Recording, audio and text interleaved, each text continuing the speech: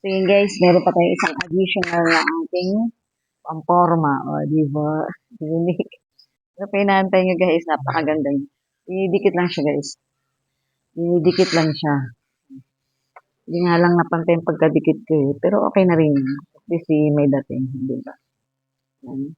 Para attractive ang ating motor. Di ba? So yan. Sana pa inaantay nyo na sa yellow basket ko lang yan guys. Mag-abil na. Mag-abil na kayo guys. Sa yellow basket ko lang yan. Pasensya na kay hindi wala pa makeup. O, diba? Ang ganda ng dating. Diba? Abil na kayo guys. Murang presyo kaya. Nasa yellow basket nga. Ang ganda pati siya guys.